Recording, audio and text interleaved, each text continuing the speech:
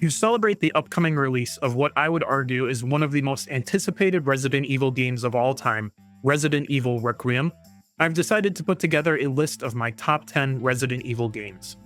Now, disclaimer, this is my personal list based on my personal experiences. Every single person that makes a list like this will have a different opinion, so let's be civil and discuss your thoughts in the comments below. And without further ado, here is number 10. So number 10 is none other than Resident Evil 3 Nemesis. Resident Evil 3 Nemesis lands at number 10 for me because it's the Resident Evil game that truly perfected panic. A lot of RE is about careful planning, counting ammo, knowing what rooms are safe, figuring out when to fight and when to run. But RE3 constantly tries to take that comfort away from you. And that's mostly because of Nemesis. He isn't just a boss you meet in a scripted area, he's a roaming threat that can show up at the worst possible moment, break into areas you thought were safe, and force you to make split-second decisions. That feeling of, I'm not ready for this, is what makes RE3 so memorable. On top of that, I really like how the game adds replay value through the live selection choices. Those quick prompts, do you stand your ground, do you jump out the window, do you take the alley or the street, make the story feel more reactive and gives you the reason to replay it just to see how the situations change. And the setting is great too. Raccoon City in full meltdown, it's louder, messier, more chaotic than RE1's mansion, or even a lot of RE2's quieter police station sections, and that gives the game a unique identity. It's number 10 instead of higher mainly because it's shorter and leans a bit more action forward than the best of the series, so it doesn't always hit that slow, methodical survival horror peak. But even with that, it's iconic. Nemesis alone is a huge reason why this game still gets talked about decades later. At number 9, I have Resident Evil 5. So this is because it's one of the most fun games in the series, even if it's not one of the scariest. This is peak co-op Resident Evil, the kind of game you can replay with a friend over and over because the pacing is tight, the combat feels punchy, and it constantly throws new situations at you. The inventory management is still very Resident Evil, but the game leans harder into action, and it does it well. Big set pieces, memorable boss fights, and that satisfying loop of upgrading weapons and getting more efficient on repeat runs. It also deserves credit for how important it was to the franchise. RE5 was a massive hit, and it helped keep Resident Evil at the top of the industry in that era. And while it's divisive, because the tone is more blockbuster than horror, it still has strong character moments, especially with Chris and the long shadow of Wesker hanging over everything. It lands at number 9 because it trades away a lot of the classic survival horror tension for action, but if you judge it as an action co-op RE, it's honestly one of the best at what it's trying to be. At number 8, I have Resident Evil Code Veronica. So Code Veronica comes in at number 8 because it feels like it's one of the last truly classic Resident Evil games before the series started experimenting heavily with the formula. It has that old school survival horror DNA, limited resources, tense exploration, key hunting, and a ton of backtracking, but with a bigger scope and a more ambitious story. This is where the series really starts leaning into the Wesker, Chris, Redfield side of the story in a major way. And for longtime fans, it's a huge bridge between the early games and what comes later. Atmosphere is a big reason it ranks this high. The locations, Rockford Island, the prison vibes, the eerie lab sections, having that unsettling, isolated feeling RE does so well, and the game is tough. It's the kind of RE that will punish you if you waste ammo or don't plan ahead, which I actually love because it makes the survival part feel real. It's not higher mostly because it has some rough edges, classic era camera quirks, some infamous difficulty spikes, and a couple design choices that can be frustrating on a first playthrough, but as a piece of core Resident Evil history and classic survival horror, Code Veronica absolutely earns its spot, and I think more people should play this gem. Resident Evil Village earns my number 7 spot because it's one of the best greatest hits games in the whole franchise. It pulls ideas from across Resident Evil's eras and somehow makes them work together. You've got that classic survival horror loop of exploring a creepy hub area, managing resources, and unlocking new paths. But you also get a modern first-person intensity in some of the most memorable set-piece horror the series has ever done. The variety is the biggest reason it stands out. Each major section has its own vibe, like a mini horror anthology. And when Village wants to be scary, it commits hard. It has moments that genuinely feel oppressive and uncomfortable, the kind of horror that sticks with you after you put the controller down. At the same time, it also nails that Resident Evil toy box feeling, with weapon upgrades, treasure hunting, and satisfying combat. that makes replays addictive. Village also deserves a credit for balancing tone. It's weird in that classic RE way, big villains, over-the-top lore, dramatic reveals, but it still grounds everything in Ethan's story, so the emotional stakes actually land. It doesn't crack my top tier because it can lean a little bit too action-heavy in spots, and the pacing can feel, frankly, uneven depending on which section you're in, but as a complete package, horror, exploration, combat, and pure entertainment, it absolutely deserves a top 10 spot. At number 6 is the remake of the classic game that started one of the most iconic franchises in gaming, Resident Evil Remake. Receiving a fresh coat of paint, new gameplay elements, story details, and areas to explore, the Resident Evil Remake is the current best way to play as Chris and Jill in their journey through the Deadly Mansion. This is the gold standard for recreating a survival horror game without losing what made it special. It also just looks and sounds incredible for its style. The pre-rendered backgrounds are gorgeous, the lighting is moody, and the sound design makes even simple stuff like a door opening feel ominous. It's not higher mainly because it's still rooted in that older design philosophy. Fixed camera angles and tank movement aren't for everyone, and some newer fans bounce off of it. But if you can meet it on its own terms, this is one of the best survival horror experiences ever made, and an essential Resident Evil game. So at number 5, I have Resident Evil 2, the original. Resident Evil 2 lands at number 5 because it's the game that took the RE formula and made it feel bigger, scarier, and way more replayable. The RPD is still one of the best locations in the entire series. This creepy maze-like building that starts off feeling almost quiet and manageable and then slowly turns into a nightmare as you unlock new routes and threats pile up. It nails that classic RE feeling where every door you open is progress, but also a risk. A huge reason it ranks this high is the two-scenario structure. Playing as Leon and Claire doesn't just feel like a cosmetic swap. Each run has different weapons, different encounters, and a different emotional core, with Sherry and Ada adding a lot of personality to the story.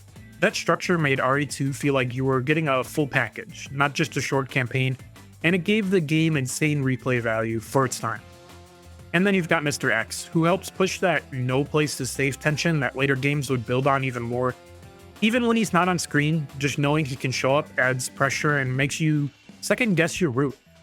And in iconic monsters like Lickers, a darker tone than the first game, and a soundtrack that perfectly sells dread without being over the top.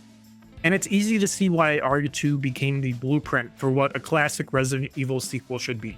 It's not higher only because some later entries refine the formula even further, but as a foundational classic that still holds up in design and atmosphere, RE2 absolutely deserves the number 5 spot. So at number 4, I have Resident Evil 7 Biohazard. Resident Evil 7 Biohazard is my number 4, and I honestly considered putting it higher. This entry pulled us back to what made us love Resident Evil in the first place: survival horror. You are just an average guy looking for his wife. You're thrown into the Baker house, a literal house of horror. This game introduces the first person's perspective, which increases the horror tenfold. And bringing back the iconic no place is safe mechanic that was introduced in Resident Evil 2 added an intensity that we haven't felt in decades. It really felt like Capcom listened to us and made Resident Evil about horror again, as opposed to the action-adventure style games they had been pushing out. This is one of the few games in history where I would stay up just reading about the lore of the Bakers, Evelyn, Mia, and the Mold. I found it all so fascinating, and I'm so happy Capcom remembered their roots.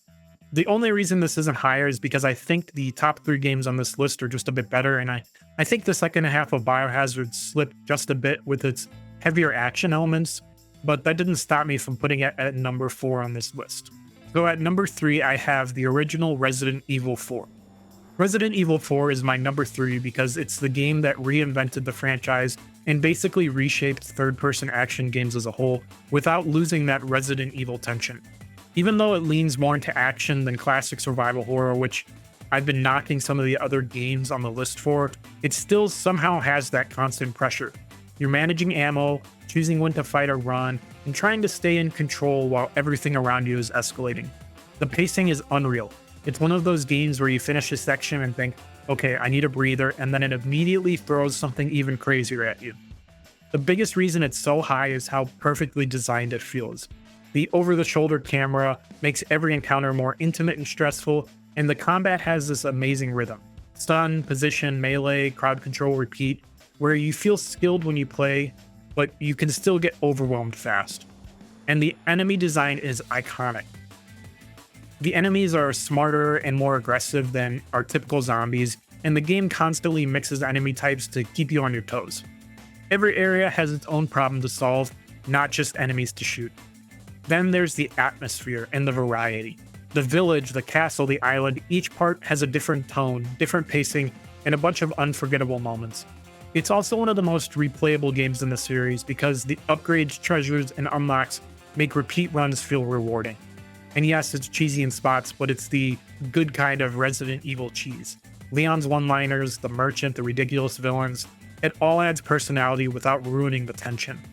It's number 3 instead of number 1 or number 2 because it shifts the series away from pure survival horror into action, and depending on what you want from Resident Evil, that could be a knock. But as a game, it's a landmark title and one of the most influential and endlessly replayable entries RE has ever had. So RE4 Remake is my number 2 because it pulls off something that sounds impossible.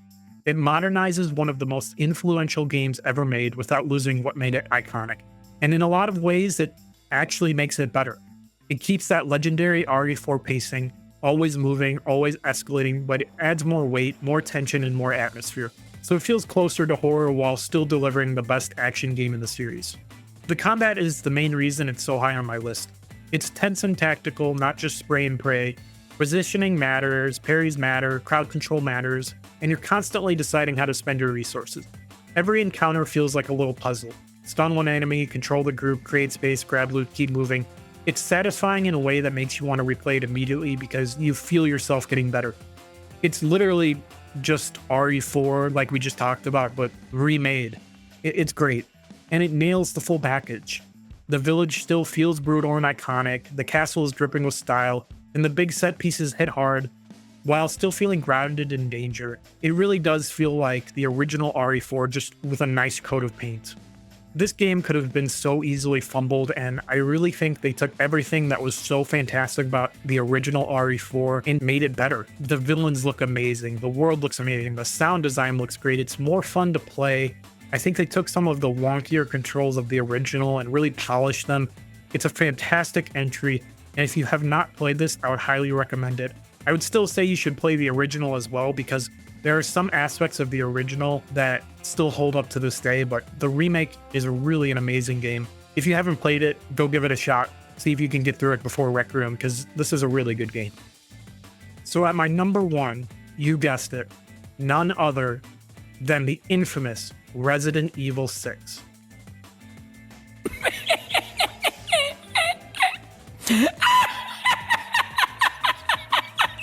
Nah, I'm just kidding. It's Resident Evil 2 Remake.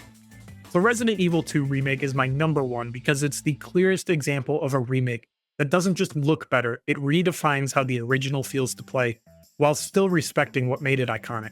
It takes the classic RE2 blueprint and rebuilds it into a modern survival horror experience that's tense from the first hallway to the last escape. The biggest reason it earns number 1 is how it upgrades immersion and fear through design, not just visuals. Switching to an over-the-shoulder camera changes everything. You're no longer watching danger from a distance, you're in it. The RPD becomes the claustrophobic maze where every corner feels like a threat, and even familiar rooms feel new because your viewpoint is more limited and more personal. Add the lighting, the rain-soaked atmosphere, and the sound design, distant groans, wood creaking, footsteps echoing, and it turns basic exploration into pure anxiety. It also modernizes survival mechanics in the best way. Zombies are slower, but they're tougher and more unpredictable. So you're constantly deciding, do I waste ammo trying to drop this thing? Do I kneecap it and slip by? Or do I just run and pray I don't get grabbed? That moment-to-moment resource pressure is peak Resident Evil. And then you throw in Mr. X, who turns the police station into a living panic button. He's not just a scripted scare, he's a force that wrecks your plans and forces you to adapt. And the whole game is tight. Almost no filler, just constant dread. That balance of classic puzzle box exploration, modern controls, and relentless tension is why RE2 Remake isn't just a great remake, it's my favorite Resident Evil game, period.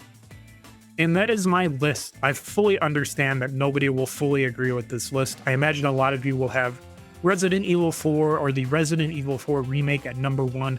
I just felt for me that Resident Evil 2 really perfected that horror element that I grew to love in the Resident Evil franchise. But it's all about your personal experiences with the game. Hopefully Resident Evil Requiem will make this list after it comes out. Keep an eye out for a review because I will be playing this as soon as possible. As always, thanks for watching. Make sure to like and subscribe, and I will see you guys in the next video. Peace.